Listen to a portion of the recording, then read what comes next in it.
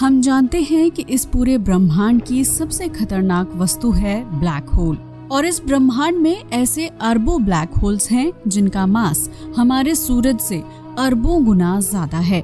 अगर हमें एक चीनी के दाने के साइज का ब्लैक होल बनाना है तो इसके लिए पृथ्वी जितना मैटर लग जाएगा। इन शॉर्ट, अगर हम पूरी पृथ्वी को कंप्रेस कर एक चीनी के दाने के साइज का कर दें तो पृथ्वी एक ब्लैक होल बन जाएगी। और हमें अगर एक सिक्के के साइज का ब्लैक होल बनाना है तो कम से कम पूरे जुपिटर यानी बृहस्पति ग्रह को कंप्रेस करना होगा। मान लो अगर अचानक से कोई जादू हो जाए और जुपिटर एक कॉइन के साइज का ब्लैक होल बन जाए, जिसके बाद वो धरती के पास आ जाए तो क्या होगा। हाय दोस्तों, मैं हूँ श्वेता सिंह, यह है थिंक इफ, और आज हम जानेंगे कि अगर 1 रुपए के सिक्के के बराबर कोई ब्लैक होल हमारी पृथ्वी के नजदीक आ जाए तो क्या होगा। ब्लैक होल एक्सट्रीमली डेंस होते हैं। जब ये नाश्ता करते हैं तो कई बड़े बड़े तारे निगल जाते हैं। लोग सोचते हैं कि ब्लैक होल एक गड्ढा होता होगा जिसके आसपास का मैटर उसमें घुस जाता है, लेकिन वास्तव में black hole highly dense matter से बना गोला होता है जो ब्लैक इसलिए दिखता है क्योंकि ये अपने ऊपर आने वाली सारी लाइट को एब्जॉर्ब यानी अवशोषित कर लेता है।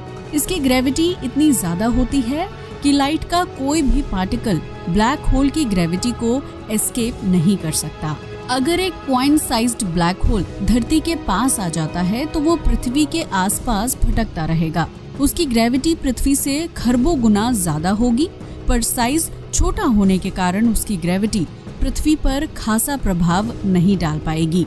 वो ब्लैक होल पृथ्वी का चक्कर लगाते लगाते उसका थोड़ा थोड़ा मैटर निगलता रहेगा। ब्लैक होल की वजह से पृथ्वी की रोटेशन स्लो होने लगेगी।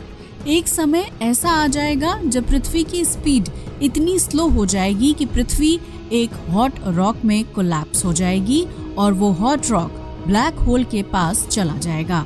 उसके बाद वो ग्रेविटी के इन्फ्लुएंस में आ जाएगा और उसका चक्कर लगाने लगेगा। उसके बाद वो ब्लैक होल द्वारा निगल लिया जाएगा। ये ब्लैक होल अगर मूवमेंट करते करते सूरज के पास चला गया तो ये पूरे सूरज को ही निगल जाएगा। इससे इस ब्लैक होल का साइज और बड़ा हो जाएगा। क्या आप जानते हैं कि भले ही कोई पिंड कितना भी बड़ा क्यों ना हो, अगर उसके सामने एक चीनी के दाने के बराबर साइज का भी ब्लैक होल आ जाए तो वो ब्लैक होल उस पूरे पिंड को ही निगल जाएगा। साथ ही उस ब्लैक होल का साइज भी बड़ा हो जाएगा। इस कारण अगर वो ब्लैक होल भटकते भटकते किसी और पिंड के पास चला जाए तो उसी तरह उसे भी निगलकर और बड़ा हो जाएगा। इस तरह ये प्रक्रिया यूं ही चलती रहेगी और इस तरह वो छोटा सा ब्लैक होल एक सुपर मैसिव ब्लैक होल बन जाएगा जिसका मास सूरज से अरबों गुना ज्यादा होगा। पृथ्वी से 10.37 अरब प्रकाश वर्ष दूर एक क्वाजार है जिसका नाम TON 618 है।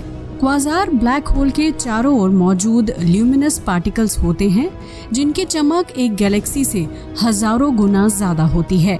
वहीं क्वाजार के बीच में ब्लैक होल होता है, तो वहीं TON 618 नाम के क्वाजार के अंदर एक ब्लैक होल है जिसका मास सूरज से 66 अरब गुना ज्यादा है।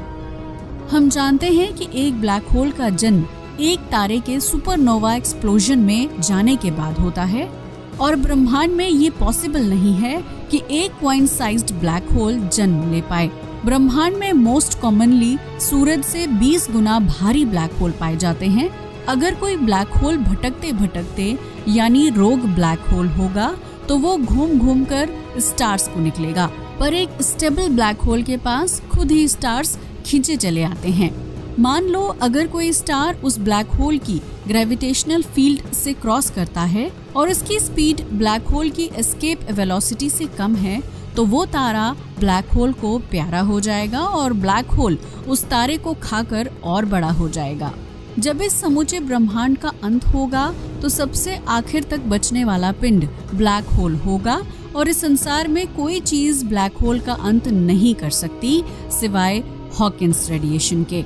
एक ब्लैक होल अपने मास को रेडिएशन के रूप में हमेशा रिलीज करता है और एक दिन ब्लैक होल का सारा मास रेडिएशन में कन्वर्ट हो जाता है और उसके बाद उस ब्लैक होल का जीवन नष्ट हो जाता है। आखिरी ब्लैक होल भी हॉकिंस रेडिएशन को बार बार रिलीज करके पूरे ब्रह्मांड के अस्तित्व का भी अंत कर देगा। तो अब आप समझ गए होंगे कि एक ब्लैक होल पूरे ब्रह्मांड को खत्म करने की ताकत रखता है। आज के लिए बस इतना ही। अगर वीडियो पसंद आया हो तो इसे लाइक और शेयर करें, साथ ही हमारे चैनल को भी सब्सक्राइब करें। जय हिंद दोस्तों।